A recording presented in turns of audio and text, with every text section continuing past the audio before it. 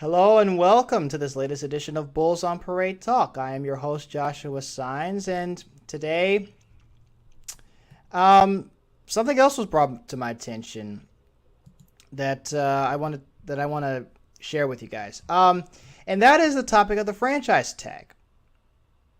Now, if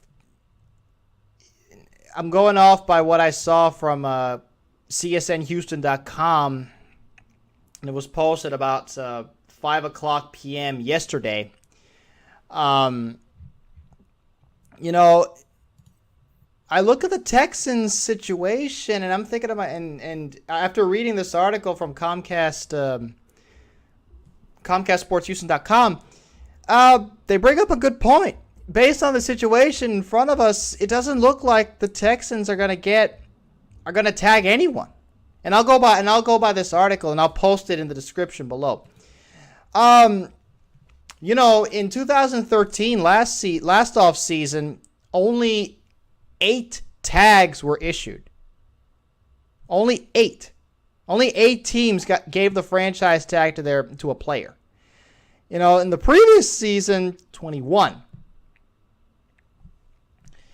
So, but looking at the Houston situation, it doesn't look like we're going to be able to tag anyone. I mean, the last time that we chose to tag somebody was done to Robinson in 2009.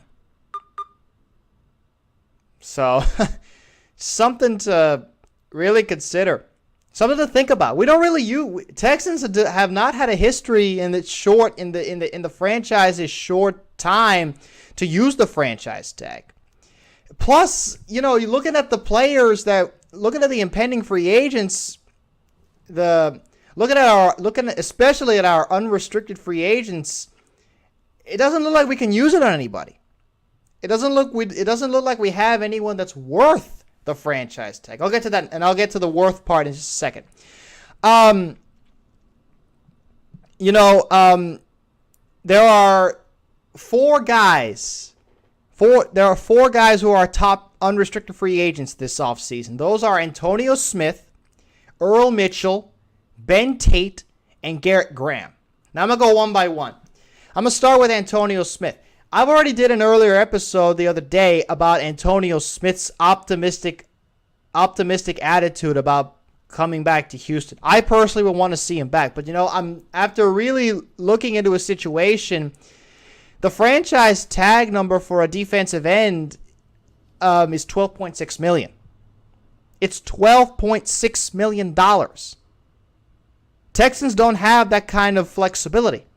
It doesn't look like we're going to be able to give him that kind of money. It doesn't look like we're going to be able to pay him that kind of money. Better said. I love Antonio Smith's optimism. You can go check out that video on my channel. But still, looking at the franchise, I don't see I cannot see Houston tagging him. So going to Earl Mitchell, our defensive tackle. Earl Mitchell's more of a 4-3 defensive tackle. He's more suited to be a tackle in a 4-3 system. And Romeo Crennel has been on record saying that he's going to run multiple fronts. So we'll see about that. But I don't know if I don't think that Houston would be willing to drop a huge cap number on him. Also, defensive tackle is $12.6 million. Just think about that. Ben Tate, going to Ben Tate now. If he were to be tagged, he would just make over $9 million. But Ben Tate truly believes that he's not going to his future in his days in Houston are done. Sadly, I think so too. I have a gut feeling that he's not going to be here next season. That's just my opinion. He believes he's not going to be here in Houston anymore, so I'm taking his. I'm just taken by what he has said. And remember that we still have Arian Foster. Still got Arian Foster and Dennis Johnson and Brent Grimes, who are very capable running backs. And we'll see how, if we keep those two, how Bill O'Brien uses them in this flexible, adaptable offense. So, the final big offseason unrestricted free agent that we have is, of course, Garrett Graham. Garrett Graham, looking at this, he is our cheapest option at the franchise tag. Because just think about this. When comparing the free agents. Now, I don't think we're going to tag him. I think we're going to sign him long. I have a feeling we might sign him long term, maybe. But this is the thinking. You know, if we tagged him as a tight end, he get about $6.8 million. Think about this. Owen Daniels is set to make $6.25 million in 2014. So we basically would be paying Garrett Graham more money than on a tag than Owen Daniels, who has a contract. So if we really wanted to keep Garrett Graham, the Comcast Sports Houston, this article basically suggests the option to cut Daniels and sign Graham long term with a cap-friendly number.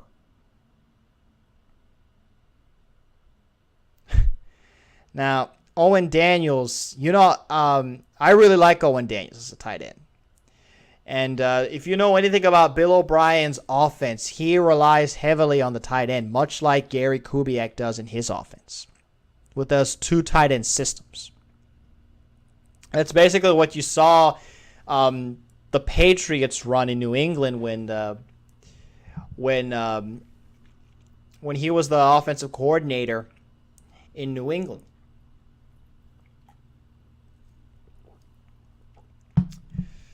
So at the same time, this whole this whole franchise tag situation, it really doesn't look, from looking at the cap numbers, looking at the tag numbers from all these these unrestricted free agents. It just makes you wonder, are the Texans even going to use the tag? And speaking of which, and there's still time. I'm not saying this because we're in a hurry. No, it was just issued, the date to tag somebody, start tagging people already passed.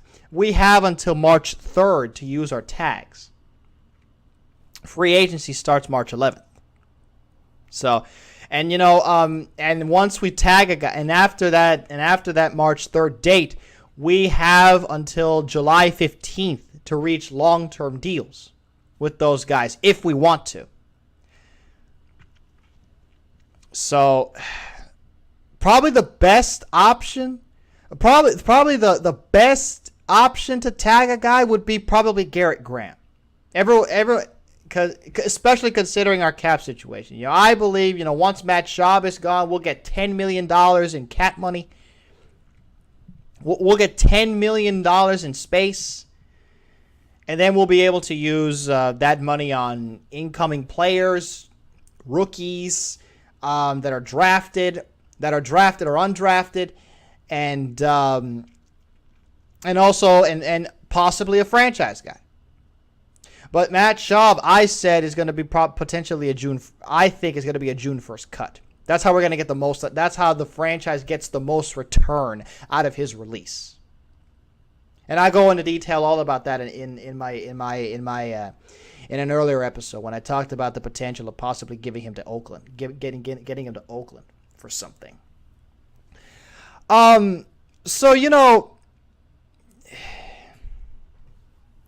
But, you look at the potential, you look at this, you look at free agency, and really quick, when it comes to Garrett Graham, this article right here on ComcastSportsHouston.com brings up an interesting point.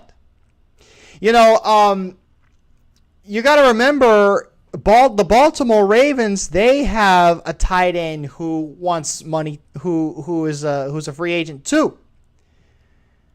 Dennis Pitta. Now, what do the Baltimore Ravens and the Texans have in common besides a tight end that might potentially get franchise tagged? Their new offensive coordinator was our former head coach, Gary Kubiak. Think about this. Think about this for a second. You know, there's a potential Baltimore might put the franchise tag on Dennis Pitta, and if we decide to let Garrett Graham test the free agent market, I would not be. And this guy makes a good point. This columnist has a very valid point in my mind. You know, I would not be, if we decide to let Owen Daniels or Garrett Graham go, I would not be surprised if either of them were picked up by Baltimore. Especially considering how I already mentioned Gary Kubiak puts heavy emphasis on the tight end in his offense. So, but at the same time, you know, if Dennis Pitta did get the franchise tag, necessarily the Ravens wouldn't want to go for him because they already have their tight end. I'm just telling you, I'm just saying that, you know, and I misspoke earlier. I said that if Dennis Pitta gets franchise tag, then Garrett Graham might land in Baltimore if he hits free agency. I misspoke there. Pardon me. If he did get franchise tag, or actually if he didn't get franchise tagged and would for some reason not return to Baltimore for whatever reason, I don't believe it's going to happen. But if for whatever reason Dennis Pitta is no longer a Baltimore Raven, I could possibly see the Ravens going after a guy like Garrett Graham or Owen Daniels if they're on the market. And, you know, if Dennis Pitta does get, with this whole thing about tight ends getting the franchise tag, there's this whole debate about, are they going to get tagged? Are they going to get a tag as a wide receiver? Are they going to get tagged as a tight end?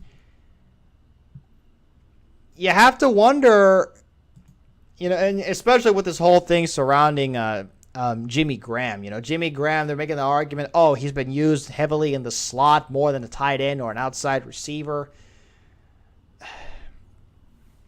I say just stop whining and give him the tight end tag. That's my opinion. But from an outsider's perspective. So, looking at going back to our situation, it'll be interesting to see if we decide to franchise tag somebody.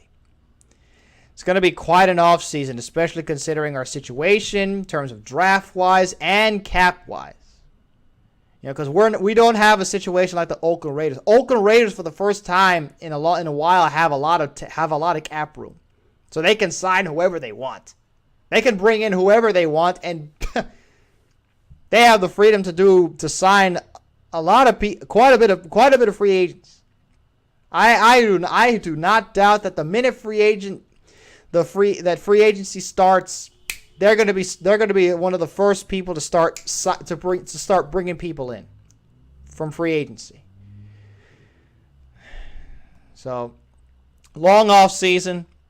I mean, we're not even close to we're preparing for the NFL scouting combine this week, and right now we're talking about franchise tags, especially considering the fact that now players have teams can now franchise tag their players. But, you know, just something to think about as we're approaching the deadline for franchise tags, and looking at our situation. So, that's pretty much what I wanted to share with you guys today, and that'll just about wrap things up here on this edition of Bulls on Parade Talk. Thank you all so very much for tuning in. If you enjoyed, please leave a like on this YouTube video. I'd appreciate it. In the comments section below, tell me what you guys think about our franchise tag situation. Should we tag anybody? Of the 4 people that I just listed in this episode, who do you think, if we decide to franchise tag somebody, who should we franchise tag? Who should we who should we tag? Should we tag anybody? Should we or should we not? And tell me what you guys think. I'd love to hear from what you guys. I'd love to hear how you guys feel about our situation. For more Houston Texans coverage provided by yours truly, go ahead and subscribe to this YouTube channel. I'll be here covering all the latest regarding your Houston Texans all year long. And finally, please be sure to check out my Bulls on Parade Talk podcast on TalkShoe.com if you haven't already. The full link to that podcast will be in the description below this video for those that are watching on YouTube. And also, to those that are listening on the podcast, the full link to this YouTube video will be on this episode's info section of the podcast website. Again, if you have any questions, concerns regarding anything, whether it's Texans, YouTube, podcast related, go ahead and send me a message. I'll do my absolute best to reply as soon as possible. As always, this is your host, Joshua Signs, signing off.